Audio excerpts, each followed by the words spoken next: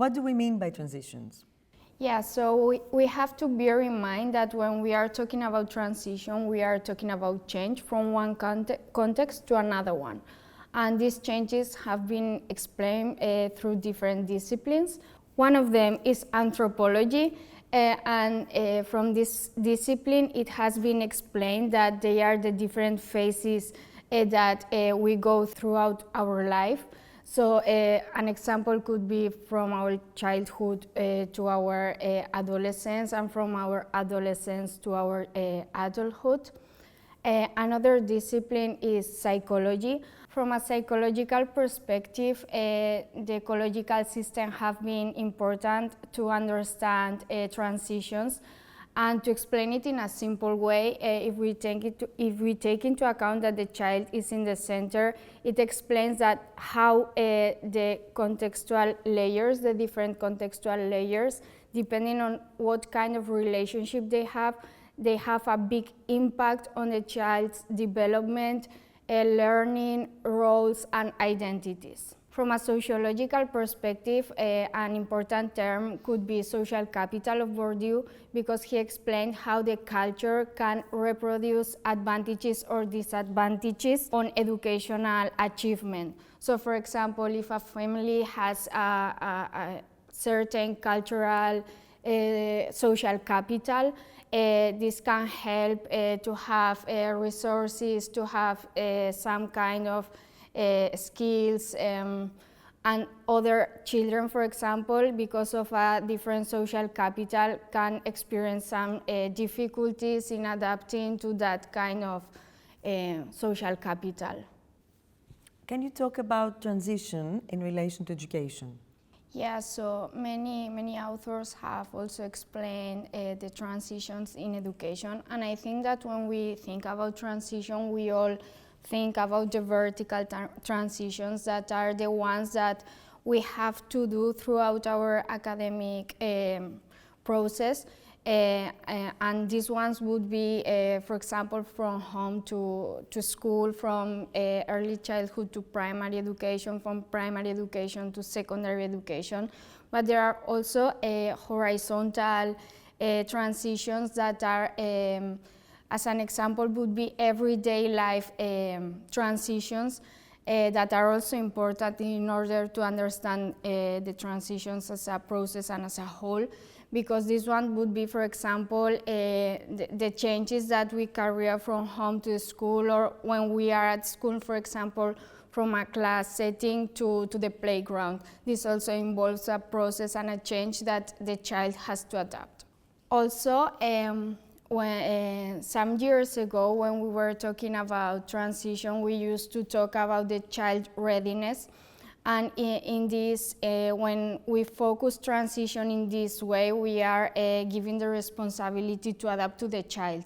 But nowadays, this focus has changed, and we are talking more about the school and community readiness, because we understand that it has to be the context who has to adapt to the child and family, and not in the other way around. Because if we are talking about inclusion, it makes sense to change our context in order to make those educational transitions successful for all.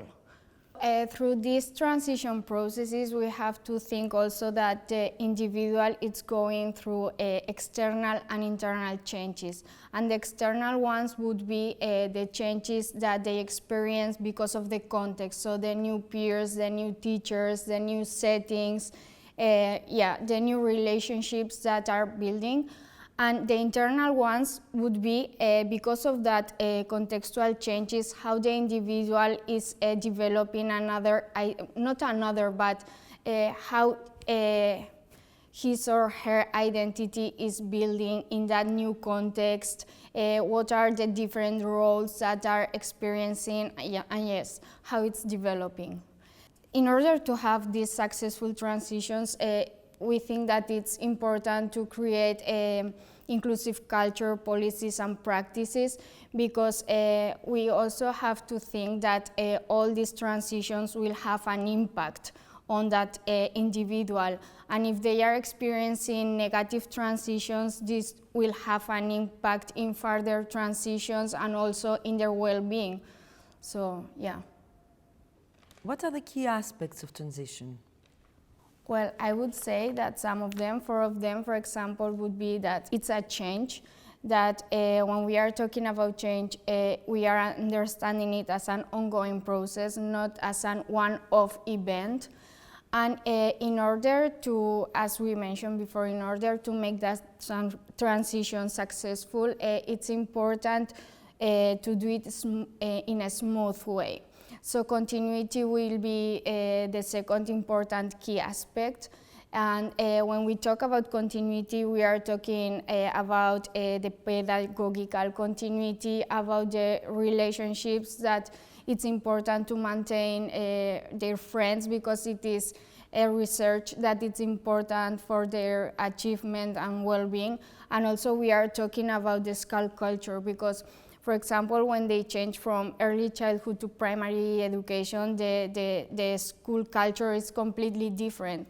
So yeah, and in order to ensure that continuity, coordination would be another important aspect, because if the different settings are not coordinated, they won't know what are the needs of the children, and they cannot ensure that smooth change. I would say that the fourth important aspect, and for me it's crucial, it's to listen to all children and families, because if we are talking about inclusion, I think that their participation is crucial, and giving them a voice will have a clear understanding of what are their experiences and their needs, and in that way listening to them will have the notion of understanding the whole process, and also will have the opportunity to give what they need to respond to their needs. So transitions are complex. Are there particular groups at risk of ineffective transitions? So transitions are, and successful transitions, is a very complex thing. There are so many parameters associated with transitions, and it is a life event, not just a one-off event. So it is congruent to other complexities that exist within systems and within people. So it is very complex for all, but particularly so for school populations that might be at risk of marginalization and who can face systemic barriers that relate to factors such as socioeconomic status, race, ethnicity, gender, language proficiency, disability, geographical location, and these are some examples only of the differences that people might be experiencing that can affect their successful transitions. But the important thing is that these populations may disproportionately face limited access to quality education, to quality services, to quality support that would otherwise support them with transition, and that can lead to poor educational outcomes and disparities in relation to other school populations. The challenges that we primarily see, obviously there are different transitions that people go through, but if for this discussion focus just on the vertical transitions and from one stage, for example, to the other, this is where we find big issues being identified. And it's important when we're looking at particular populations that might be marginalized to look at this from an intersectional lens, from an intersectional point of view. What do we mean by intersectional point of view? It's a relationship between the individual characteristics that people have and the social characteristics, the societal characteristics that interplay with these individual characteristics at a given point in time, maybe at this given transition. And it's really important not to look at people's needs in isolation, but realize that it's the systemic barriers or the systemic circumstances, because it might not be barrier, it might be facilitator in some cases, that will actually lead to certain inequalities. So it's not, so intersectionality is not about identity so much and about the interplay of different identities, but it is about the interplay of power relations between what exists around the person who is going through particular points of transition. So what are the barriers to successful transitions? So there are particular systemic barriers that can make transitions unsuccessful within the educational kind of sector. And it's really important to look at unequal education systems that can operate, that can present people with barriers when transitioning from educational stages. These barriers stem from inequalities within the educational opportunities, such as limited access to inclusive classrooms, individualized support through individual educational plans, appropriate accommodations and reasonable adjustments that need to be available, often by law and international and local laws in particular countries, that then would facilitate the person's ability to actually be included within their school environment.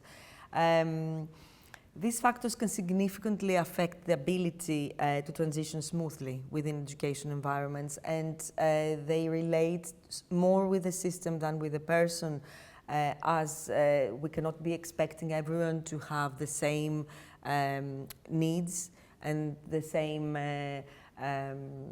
approaches to learning.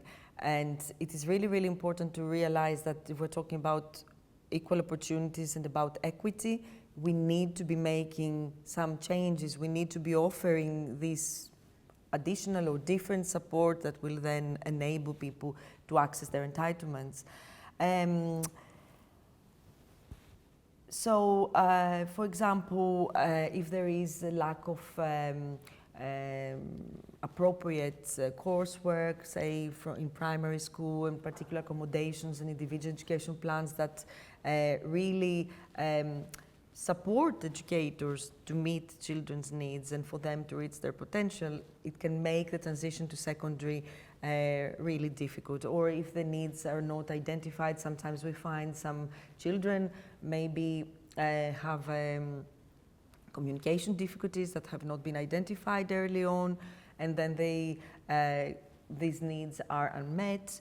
They do not manage to have a fulfilling educational experience, and then they end up maybe going to secondary and exhibiting different needs and being identified as having emotional and behavioral difficulties only because their transition was not meaningful, careful, and appropriate for them to then just calmly go, to the education environment. They would be they would feel accepted and represented in.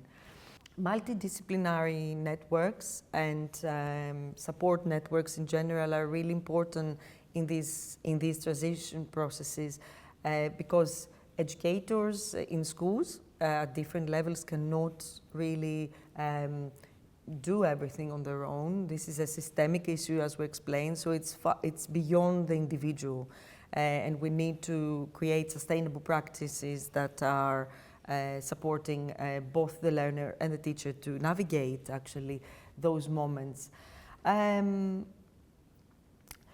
It is very important to have all these networks as well and multidisciplinarity in order to create a particular, if we're talking for example, from the point of view of disability and the need of maybe augmentative support, software, screen readers, communication devices, and so on. It is really, really important to have some connection to expert input, not taking a medical point of view regarding disability, but really enabling teachers to actually create an accessible learning experience for their children. Something that we sometimes forget in terms of systemic things and in terms of equal opportunities, and for example, how ready a family might be to enter education for the child to go to primary school, for example, is unequal services distribution within geographical spaces. A child maybe from a rural area might have limited access to services again, and we need to take that into consideration, as we sometimes think of like bigger issues in terms of migration or people who are on a refugee status, but we are also forgetting like smaller transitions that and relating to social capital that people might be experiencing. So it's really, really important to think when children are and young people are transitioning from one point to the other, to the next, to see how they are represented and how we do not take for granted particular aspects. And that links really to a point of view of discrimination that we might be creating and bias in our approaches towards learners. A lack of inclusive culture and understanding of diversity, combined with limited resource allocation that I've already mentioned, can lead to discriminatory and conscious and unconscious bias, which means that sometimes without realizing we are excluding people from participating in education experiences and in meaningful transitions because we are thinking in a very particular way about what a learner's needs are, what school is about, and what prior experiences might be for people. This is, I've mentioned early years in primary. I think it is really, really important to also think about learners moving from secondary education to higher education, where again a lot of unconscious bias interplays in the process, even from the point of view even of the person in terms of decision making, what they feel they can do or not do, but also from the other side where the university has certain expectations, certain ways of judging students' work, and really the disparities again present maybe based on socioeconomic status or opportunities people had already. Of course, you can also talk about, campus readiness. Are there the accessible, physically accessible environments, but also emotionally and socially accessible environments for our students who might have intersectional needs, and they need different accommodations and also some support to kind of find themselves within the system. And it's really, really important for people to be able to see themselves in the learning experience, in the curricula, and so on. And finally, some connection could be made here from the point of view of employment, where again there can be a lot of discriminatory attitudes when people are in transition from either university to employment or from secondary education to employment, and really look at what negative judgments might be made by prospective employers in relation to differences that these learners might have and these people that belong to these possibly marginalized groups.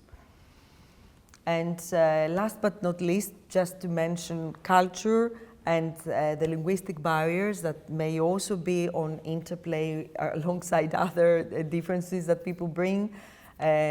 Especially again, we are at turbulent times across the world, but also in Europe. So it's really, really important to think about what additional challenges people might face due to language and being able to represent their knowledge, their background, and so on. So again, this is really, really relevant alongside the cultural perspectives as a barrier or facilitator from really early years all the way up to university and beyond.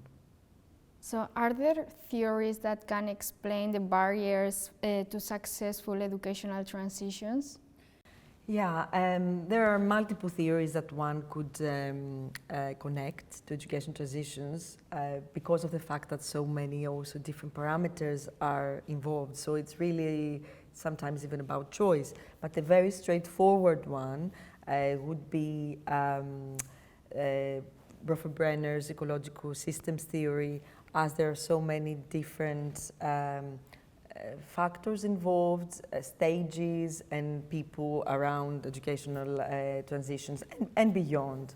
There is also a social constructivist theory that would relate to education transitions, because we can see that there are different perspectives that can be taken when we're looking at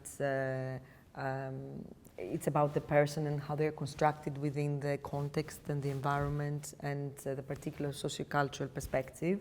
And this actually connects us to cultural responsiveness theory, which is about really connecting with the person, what they bring, and how can we then create that school readiness, institution readiness that we're trying to actually develop when we're striving for successful transitions.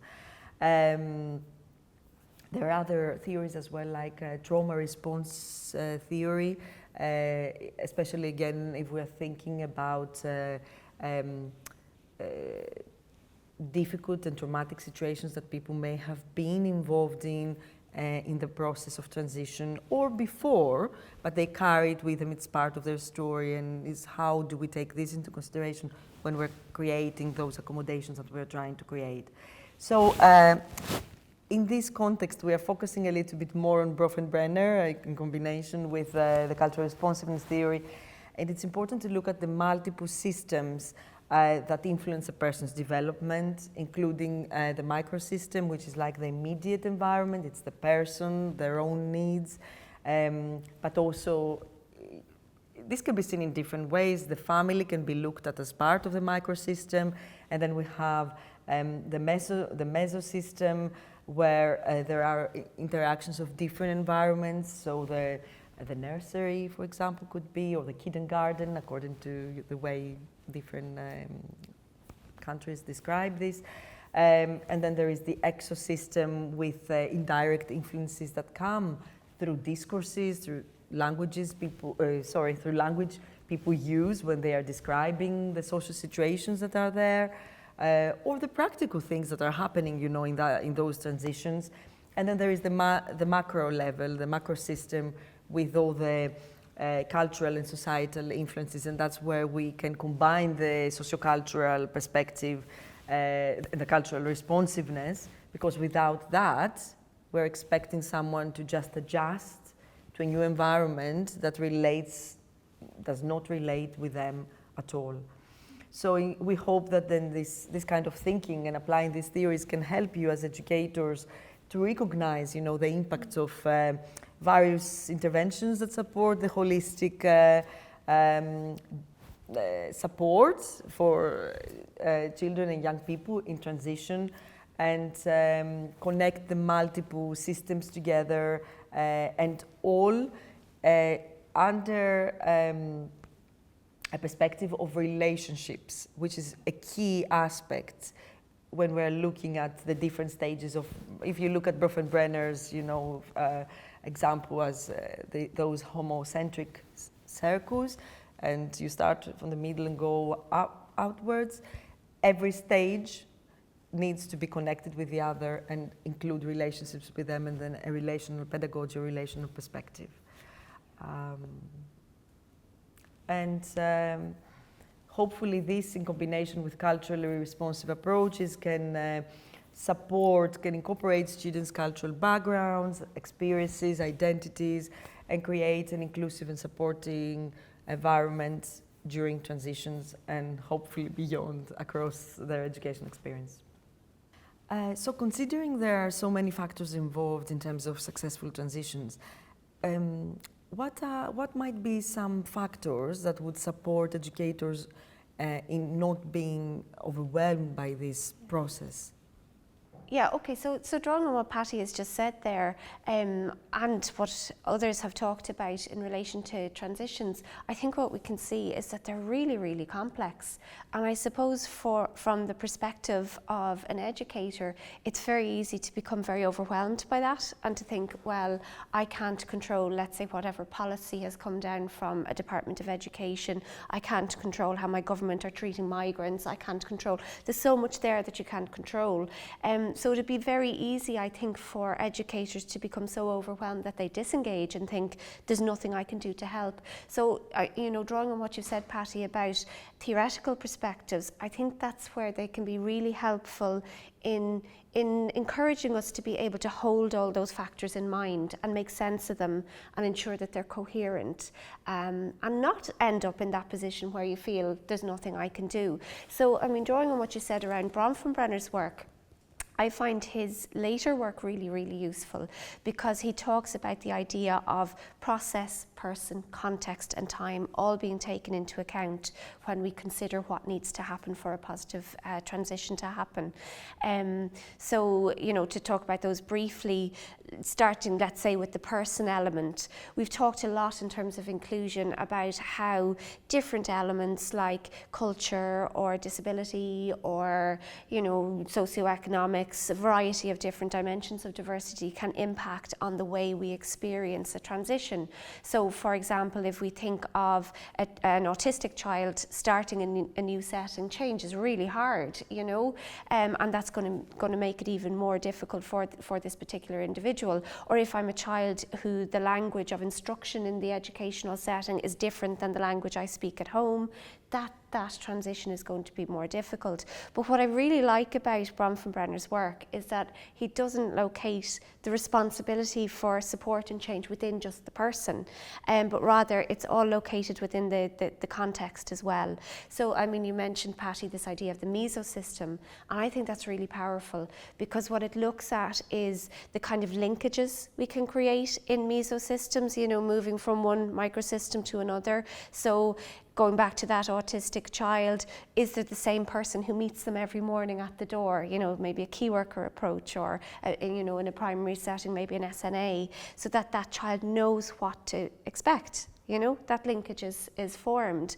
Or for the child who comes into an educational setting with a different language than the one that's spoken there, is this seen in a deficit way of, he or she doesn't speak English, for example, or is it seen in a far more culturally attuned way? This is, maybe that child doesn't speak English, but they do speak Russian and, Romanian and, 4 other languages.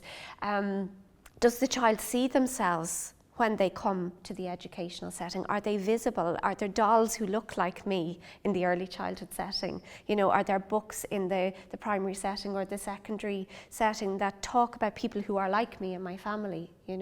So the context is hugely important. Do we create linkages for people in their transition, or do our structures erect disjunctures and difficulties for people to make those transitions? So that's person and context. Then Bronfenbrenner talks about the idea of time, and that can be your personal time or it can be the more socio-historical piece. So, for example, there's a lot of research that shows that very much younger children find it much harder to transition to primary school. So in Ireland, for example, traditionally children could transition to primary school as early as the age of 3, so that's really very young. For a long time, the age was around, most children went at 4. And over time that's changed a little now because there's governmental paid early childhood education, free preschool years. So now most children are 5 going, and that kind of makes life a little bit easier. It's just that little bit easier all the way up, and then the child hits that transition to secondary school that little bit more older and capable, and equally the other end, going out into the transition into 3rd level or out into work. So it can be the personal time. Equally, it can be that socio-historical piece. So to give you an example, my little boy went to preschool one Thursday, came home, and then never saw his preschool teacher again because the world shut down with the global pandemic, So his transition then into primary school is really tough because a lot of the time he was, there were lockdowns, he was being homeschooled. It wasn't a straightforward transition for him. So the time that this happens in, we need to take into account. And going back to this point about how overwhelmed we can become as educators, like there's so many different factors that are all going to combine and in an intersectional way impact on individual experiences. But I think what's really powerful about this PPCT model is the first P, which is process. I'm talking about it last, but actually Bronfenbrenner puts it first. and it refers to relationships. So you mentioned this already, Patty, about the power of relationships. And what we have found in research and in practice is that that's what makes the change. So Bronfenbrenner was famously asked, what do children need for optimal development? And, people expected him to say something about policy or about early childhood education or, something like that. And very famously he answered that somebody has to be crazy about the kid. So what he meant by that was that, an adult needs to really genuinely, deeply care about the child for development to be at its optimal level, and that really applies to transitions. So if we have an adult in the educational setting who cares that the child does well, who sees that maybe behaviour is a form of communication, that I'm finding this transition hard rather than something to be controlled, who's on the side of the child and the family, that's really what makes the difference. So, we can think about all the complex approaches to encouraging positive transitions, like the passports or the different kind of strategies. But I think what's really important for educators to remember that underlying all of these strategies what makes them work is actually the relationships. The kindness, the empathy, the understanding of the child or the student and their life outside of the setting. That's what's going to work really well towards positive transitions. Thank you so much. That is actually really relevant, really important to talk about that continuity in terms of relationships. Yeah. And what has been found as well is that equally as in early years that you mentioned in primary and secondary, we have found that we need to be really aware regarding students' entry to higher education. Yeah. And now strategies based on relational pedagogy are really, really important and emphasized. And providing early tutor support, for example, early on and in a transitional way as well, especially also and particularly for students that might be belonging to marginalized or potentially marginalized groups. And I think something that is important mentioning within those contexts is the ability to use data-informed material as well in order to kind of be a bit prepared. But fully agree that it's really, really important to establish those relationships and think about the purpose of schooling again and again and again. Why are we here? What is our mission? And maybe again, Paulo Freire could also be, one of our guides about, responding to everyone's needs, think about oppression, tackle oppression through education, and look at things from their point of view, really, as much as we can through empathy. Yeah, I think that's really crucial. And, you mentioned that relationship with parents as well and with families. So it's like the child doesn't exist in isolation. They're living within their families, within their communities, their cultures. And so the educational setting needs to really foreground those relationships, those wider relationships too. And it's funny, for example, we did a piece of work a few years ago for our National Council for Curriculum and Assessment in Ireland and our National Parents Council to look at what were the strategies that worked really well in building those connections with families. And I think the funders maybe hoped that we would say things like, oh, have your parent-teacher meeting in October, or use a certain app, or use... and actually the key finding was that the strategies didn't really matter. What really mattered was the relationships that underpinned them. And the culture, and then they reinforce the culture, which is so important, isn't it? Yeah. So in terms of transitions and inclusion, then it's not so hard for the student or the child to move from their life to their educational setting. So, Danielle, could you share your perspective of transition in education from your lived experience of disability? Yeah, no problem. I have experience of both mainstream schooling and special education schooling. I attended a mainstream primary school. Obviously I was really young at that point, but I know from speaking to my parents that they had a bit of a challenge to get me a place at the local mainstream primary school because the education department believed that my disability would disrupt the class. But by the time I came to secondary education, I decided with the support of my parents to move into special education for my secondary school education, and I obtained my qualifications. But the reason why I decided to make that move was if I stayed in mainstream, I believe that there would have been access issues because there was on a one-day visit to the mainstream secondary school, and I believe that I wouldn't have been able to get the qualifications that I did obtain. But after completing secondary school, I decided to make a big transition again and go back into mainstream education for college and university.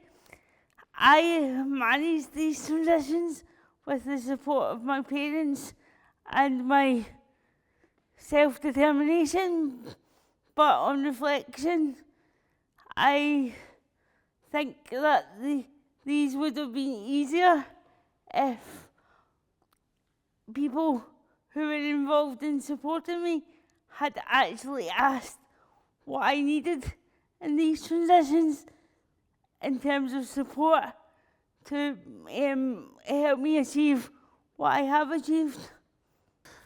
How does person-centered planning and self-determination relate to school transition? In a big way. So person-centered planning, for anyone who doesn't know about the key principles of it, person-centered planning removes the barriers that disability often brings and looks at a person's dream, puts them at the centre of the plan throughout, but starts by looking at the person's dream and then often working backwards to help the person look at how they will achieve their dream.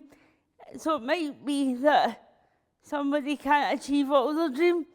I remember an example I was given during my training was that a young person wanted to be a pilot, and due to his disability, this wasn't going to be achievable as a whole dream. So what the person-centered planning process did for him was it dug a bit deeper, and through a conversation they found out that he liked the idea of helping people and wearing a uniform. So the outcome was this young man ended up working in the airport. He wasn't a pilot, but he wore a uniform and he helped people. So he was able to achieve an aspect of his dream.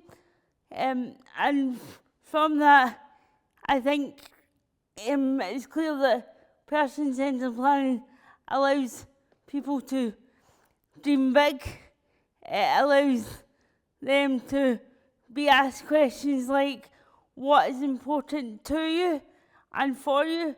Because often disabled people are asked these questions as one question, when actually what is important to you and for you are two very different questions. And person-centered planning should be done at different stages of a person's life. It's not a task that is done once and then should be forgotten about. It should be done continuously and allow people to transition through life, just like non-disabled people. Disabled people, their aspirations will change and grow as they do. And the misconception of transition is often that it begins and ends when somebody leaves school. This is not the case. As I've just said, life changes, people's goals and aspirations change, and person-centred planning moves with the person and allows for this to happen. So what are some general examples that would be useful in all stages of transition? Well, there are several different approaches into supporting transitions for different age groups and stages for children and young people. There are several bridging programs that can help students, young learners, individuals to go through transition points in their school careers or in their kind of lifespan within their learning process. But what we really need to remember when we're thinking about different programs and approaches is that there are certain systemic barriers that these approaches need to take into consideration. They're trying to really tackle. So in order to actually create a smooth transition for those who might otherwise be at risk of marginalization. When we're thinking about the individuals that are in transition, you know, it could be young children in early years going to primary education or from home to early years, and we need to think in a holistic way. We need to take into consideration socio-emotional interventions, academic support that they might need as they go up the stages, but also use community resources effectively and multidisciplinarity. When we're thinking about disability, for example, and the person-centered planning approach, it's so important to actually ensure we have access as educators, that we are linking with the right people, we're asking the right questions, and we're thinking of who do we have on the table, and how can we elicit voices of the individuals that might otherwise become marginalized. And that is a key thing about voice, because young children, very young children, might not be able to share voice in a meaningful, maybe for us, way, but they know their needs. The families need to be really involved, and certain linguistic barriers need to be taken into consideration, language, sociocultural issues, the heritage that people bring with them. So there is a combination, an intersectional way in which we need to, we can address those transition issues in terms of strategies. And the parental involvement is key and needs to be in as part of many of the interventions that are there available. I mean, internationally there are different titles, they're different, but they are all under kind of the same principle, hearing the voice of the person, involvement, co-production, meaningful co-production where people are involved, even if they are non-verbal. There are ways of actually representing people's needs, desires, aspirations in pictorial ways or in ways they choose to contribute in order then to make their wishes understood so that this can be taken into consideration within transition processes. And something that is really key in the context of this kind of work with people who can be oppressed, who can be marginalized, is to use what we call relational pedagogy. So ensure that we have the tools to create those relationships that will then lead to that meaningful listening, meaningful co-production, meaningful planning. Yes, so there are these approaches to support individuals and create a net within schools with this combination between person-centered planning and self-determination principles. And these approaches could be promoted by a process of co-design or co-production with the aim to support people with disabilities and their families at an early stage in a life path and transitions without predictable and pre-organized options, allowing instead them to live the life they would like in a more articulated and complex way. With this approach, it's possible to support people in various aspects and transitions of their life without pre-established and pre-organized options, but allowing them to control their own existence and with decisions and with some opportunities to imagine their future. And in this way, there is no longer someone who directs and fits individual into rigid and pre-selected context and options, while there is the possibility to change the role of educator in a different way, because it's different from the care model that is based on reduced options and pre-selection of the opportunities, while with this approach, the co-design or co-production is possible to offer a service for people with disabilities and their families, where the educators can be only one point of view and could be only give some advice and suggestions to the family in order to help them in a decision-making process where the role of educators it's only one perspective. So there are several perspectives, and the role of the educator is only one point of view. So through the co-design approach, it's concretely possible to help and to support people with disabilities or individuals in general in their life project with different educational transitions.